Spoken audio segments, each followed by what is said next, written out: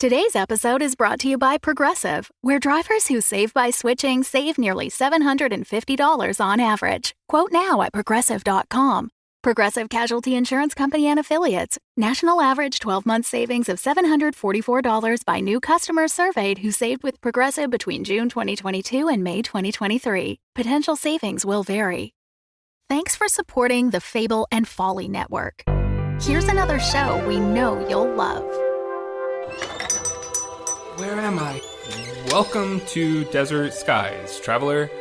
Your journey through the physical plane has come to an end. I am the attendant. My colleague here is the mechanic. Yo. This is your last stop on your way to the great beyond.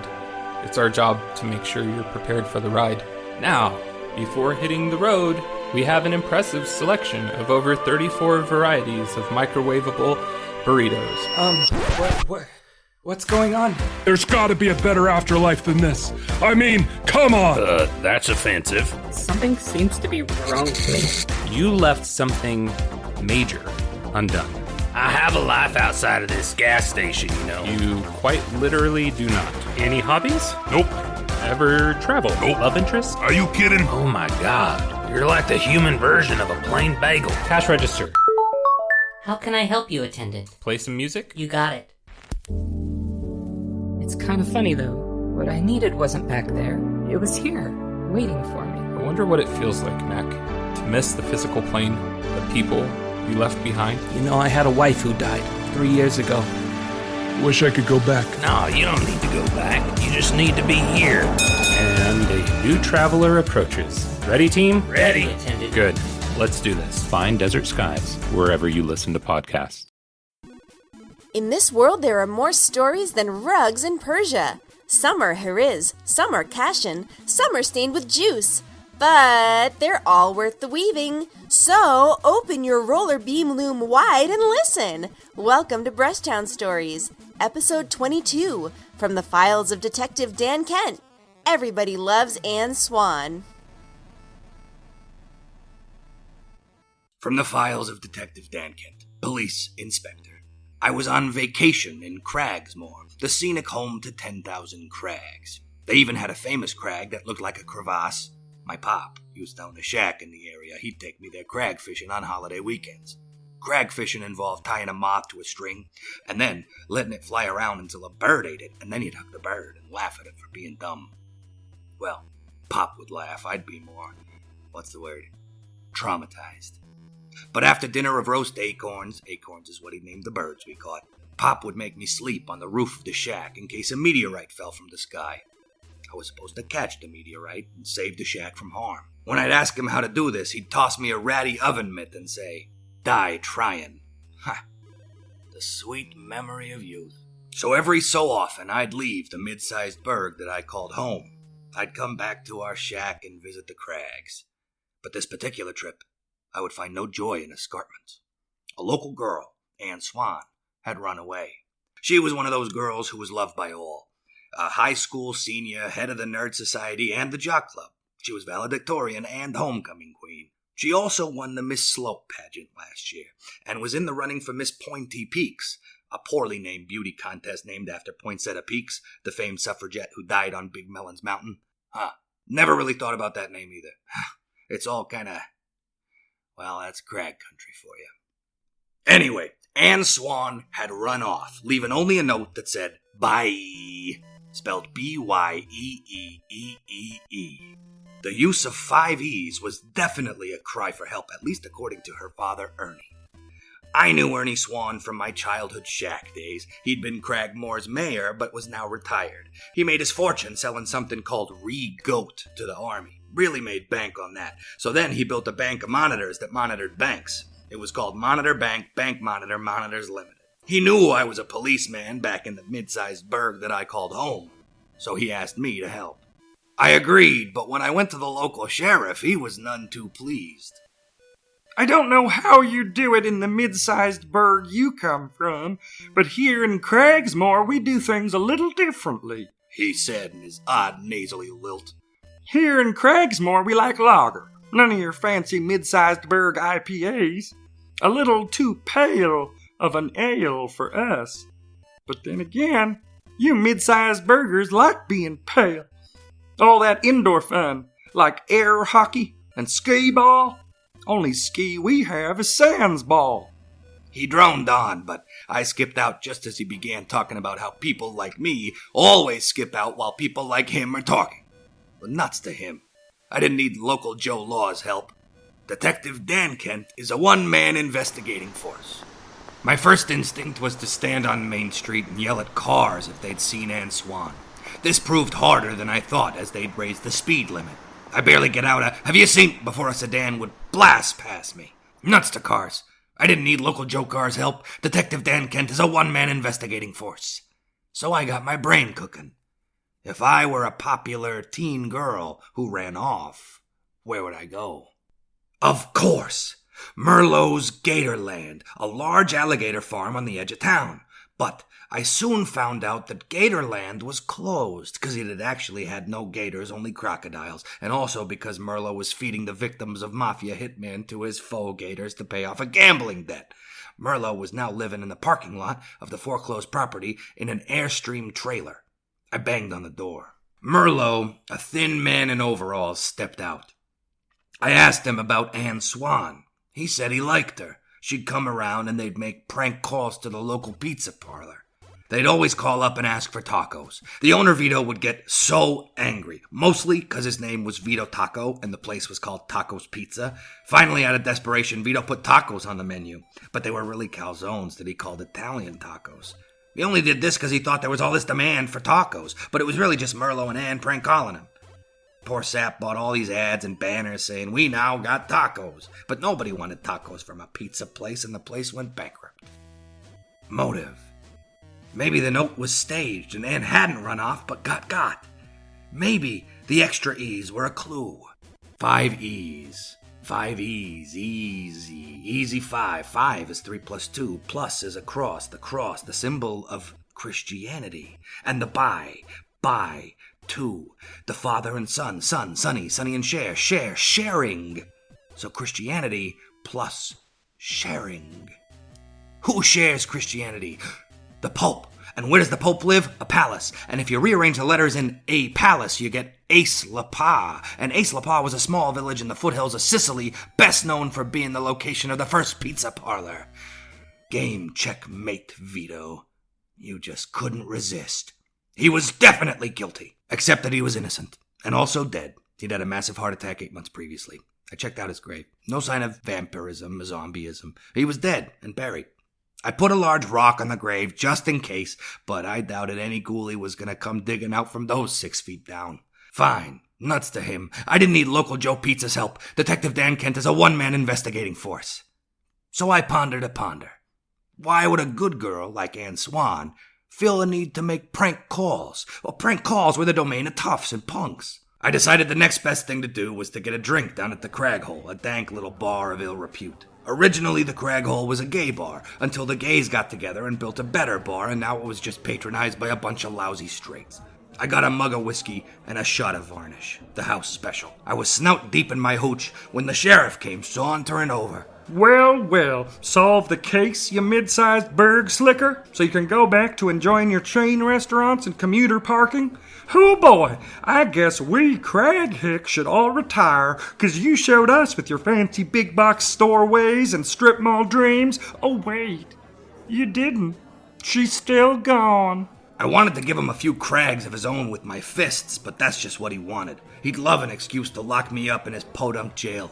So I just ignored him. He goaded me more, but then the bar trivia started and he had to join his cop friends and their team, the Thick Blue Lines. I tried to join a team of 3, but we got into a fight about buffalo wings. They said, "You can have breaded buffalo wings." Madness!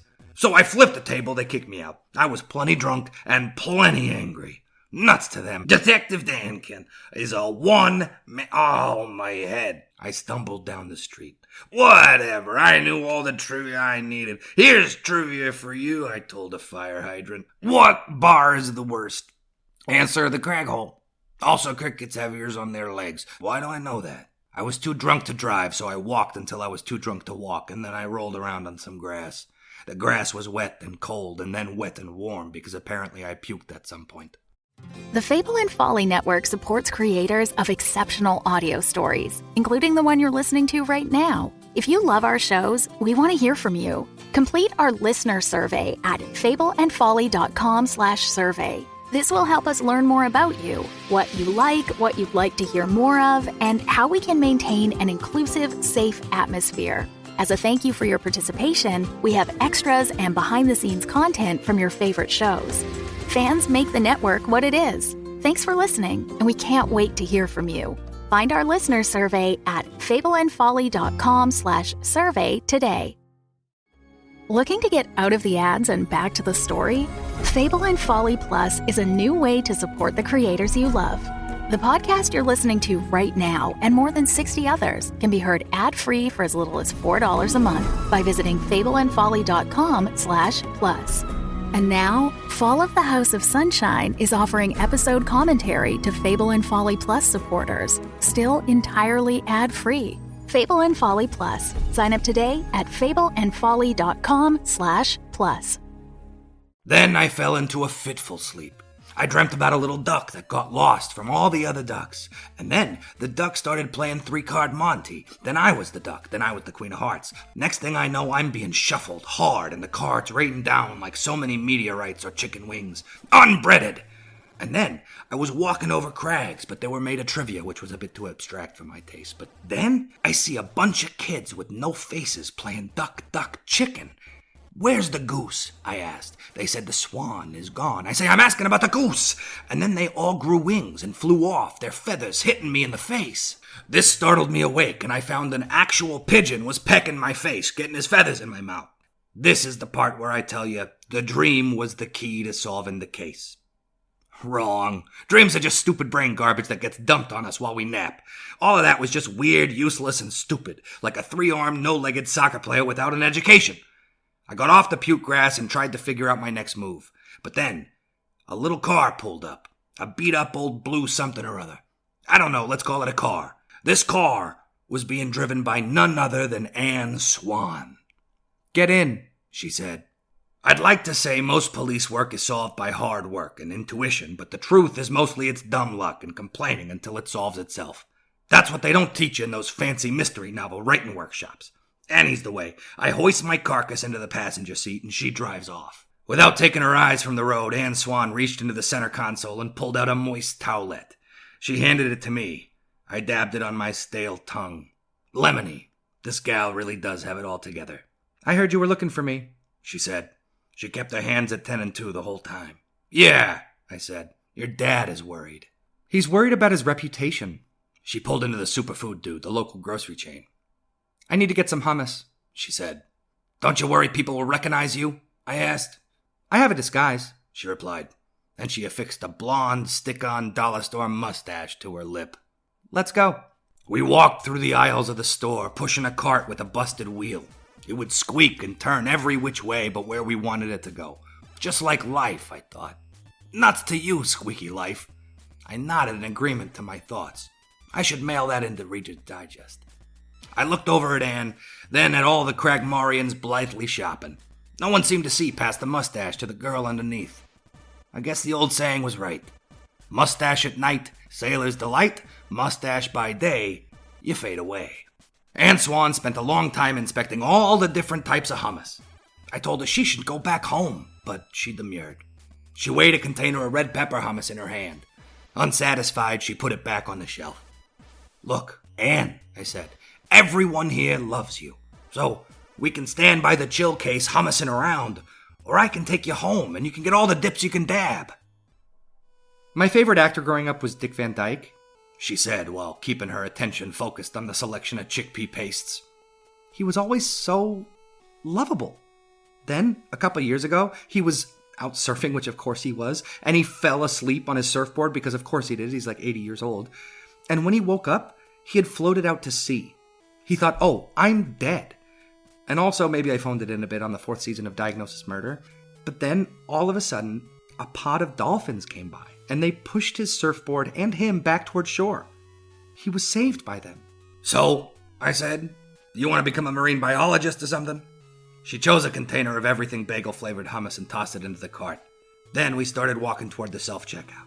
No, She said, I'm a swan, and the swans have always been lucky. Like Dick Van Dyke. We are successes. My grandfather accidentally crashed his car into the car of a diamond dealer. The diamond dealer had no heir and decided to just give his diamonds to my grandfather. And my dad, he invented Regoat, a remote control that supposedly controlled goats. But it doesn't. He sold it to the military for 8 figures because it was the height of the Cold War and the CIA and the government were trying all sorts of crazy things like MK Ultra or Project Stargate. Plus, they knew Brezhnev was going to visit a goat commune and they thought they could regoat one of the goats to hump him, which would so embarrass the Soviets that it would bring down the USSR. Regoat didn't work, but luckily it was rutting season, so the goats were all humpy on their own. Brezhnev did get a Brezhnut, but the Soviets covered it up and had the goats buried in an unmarked grave next to the Romanovs. Anyway, the feds think it worked, so my dad made a mint defrauding the government on a fake goat control remote control. She paid for the hummus and went and sat down in a small picnic table outside the store. She opened the hummus and ate it with her fingers. Is that why you made them crank calls? 'Cause you feel guilty about your family's goat thing? Nah, She said. I did that because it was hilarious. So what? You're afraid you won't live up to your family? Everybody loves you. That's the problem.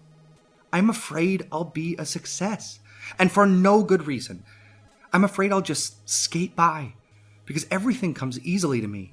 My grades, my looks, even this outfit, I got it for free because I was the 1,000th customer at Dressington's. I don't want to be an easy success. So I ran away. There's no guarantee you'll be okay. The world is harder than ever. There's this whole recession thing. Plus, being a woman, that's like 2 strikes against you from the jump. Really? She said, perking up. You think so? Listen, kiddo, I think you won't amount to a hill of beans. Wow. That's the worst thing anyone has ever said to me. Thank you. She smiled. I guess it might not work out after all. And with that, she took off her fake mustache and suddenly, the whole parking lot stopped. Ann, it's Ann, they all shouted. People ran up to her crying, saying how much they missed her. Pretty soon, the whole crowd put her on their shoulders and carried her off, chanting her name. Poor kid. They really do love her. With that, the case was solved. I didn't get the credit, but I didn't get blamed either. Blamed for spilling juice on the rug at City Hall. Side note, I spilled juice on the rug at City Hall, like a lot of juice. Anyway, I never went back to Cragsmore after that. I'm not sure what happened to Ann Swann, but I hope in my heart that she's up to nothing and has become a real nobody. This is Detective Dankent, signing off. Let me take that last bit again. This is Detective... BRUSHTOWN Stories is a Roy Gold production. It was written by Jonathan Goldberg with music by David Ariglieri. Dan Kent is Nate Kent. Find out more about the show and cast at podmusical.com. Find out what happens to all of your favorite characters on Season 2 of The Fall of the House of Sunshine, coming March 2018. Find out what happens to Fuzzmen when they die on Season 2 of The Fall of the House of Sunshine, coming March 2018. Thanks for listening, and have a suntabulous bicuspid of a day!